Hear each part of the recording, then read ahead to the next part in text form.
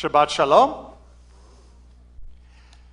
Oops, I think I'm on the outside. There we go. That's tucked into the proper mask position. There we go. What went wrong? I mean, imagine you are the Egyptian cabinet and you are trying to do a post-evaluation of the scenario that just unfolded before you. What went wrong? You are Egypt.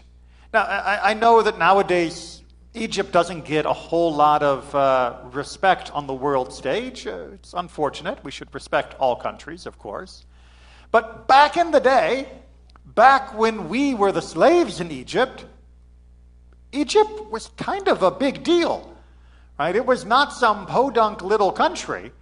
It was one of the greatest empires on earth, arguably maybe even the greatest in its particular moment. It was the cradle of civilization for North Africa. It was the inventor of massive technology, and the wealth of both Africa and the Levant, the Near Asian area, flowed into it just as the Nile flowed along its riverbanks.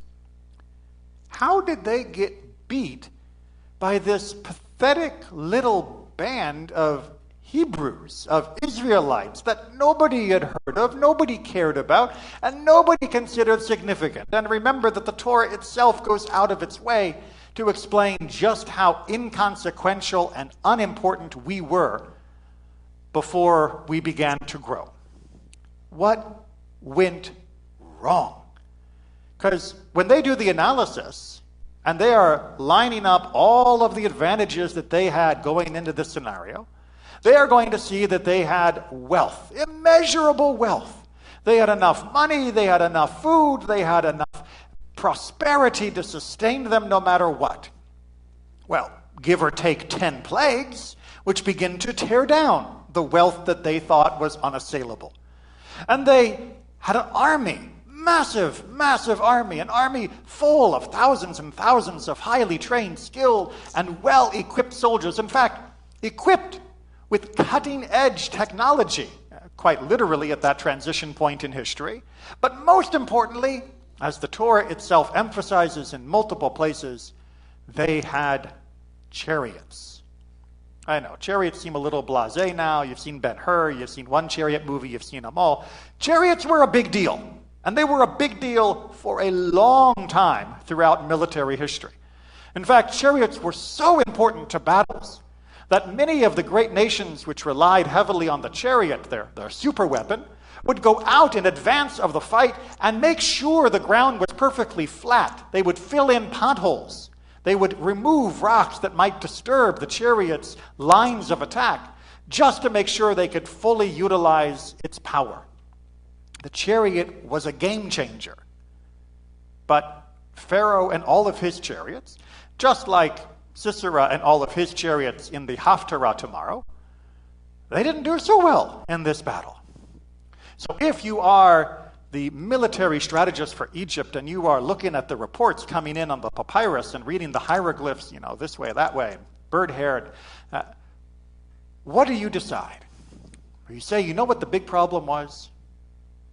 Big problem was we were on the wrong battlefield. Think about what happened with the chariots. Where did the chariots end up getting stuck? In the sea, in Yam Suf, right? They rush into the bed of the sea that has now been laid clear as our people are passing through. Now, what did I say before about the chariots' main tactical advantage? What did they need? Wide open spaces. Why? Because chariots don't turn so well. Chariots don't turn so well. This is not some little Honda that you can just crank the wheel and immediately make a U-turn on a 2-lane road.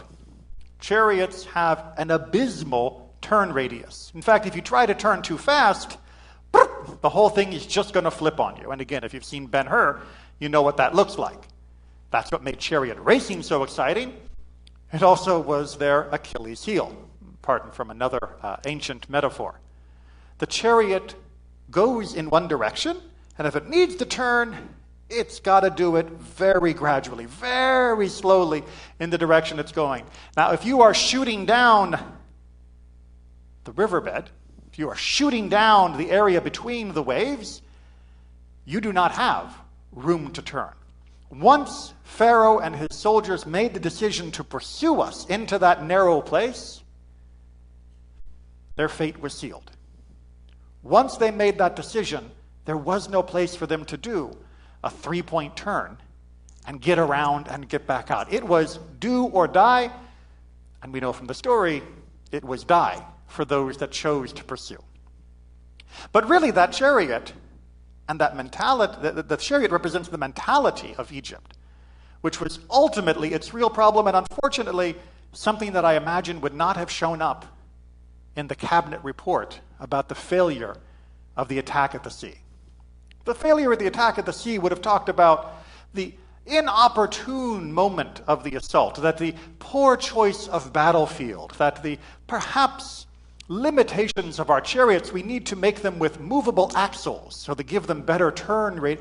They would not have realized that the real problem was that some idiot chose to take a chariot down a narrow gully in pursuit of a bunch of peasant slaves. But then Pharaoh was like a chariot. Right? He was the super weapon of Egypt. He was the amazing living God of Egypt. And he did not turn so well. He did not know how to change course. He'd never had to in his life. He was Pharaoh, for crying out loud. And so when he had decided he was going to pursue the Israelites, he did not weigh or assess the risk. He did not weigh or assess the possibility that there might be a danger laying ahead of him, despite all of the bumps in the road that had come through the 10 plagues that had been going throughout the previous year. He straight ahead and trapped himself in a dead end where there would be no room to maneuver, no place to go left, no place to go right, but walls on each side of him. But that was not the fault of the chariot. It was not the fault of the vehicle. It was not the fault of the machinery. It was the fault of the person. It was the fault of a mentality that all great empires will usually have at one time or another. That they do not need to adjust. The world must adjust to them. That they are the ones around which the world orbits, and they can bend the world to their will. And what is God telling us through the story of Exodus? It is not only that people should be free and that slavery should be ended. It is not only that people should be allowed to worship God and not be subject to the whims of the god-kings, pharaohs. It is that we need to remember how to turn. We need to remember how to move, to adjust. We need to remember that we are not God. That we do not get to set a path and expect the world to adjust to us, but instead we let God set the path and we adjust to it. And that is something that's taken a long time for our people to learn as well. As stubborn and as arrogant as the Egyptians were, it turns out the Israelites, the Jews, have also been a little stubborn and arrogant over our centuries.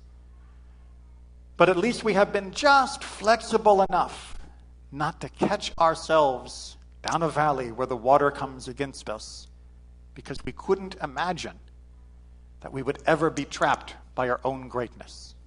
We've had just the right measure of humility to avoid that. But I hope we continue to recognize that it is about the ability to see the path that God has laid out rather than the one we choose for ourselves, and to adapt and be flexible and to understand that sometimes turning is the best way to move forward. Shabbat Shalom.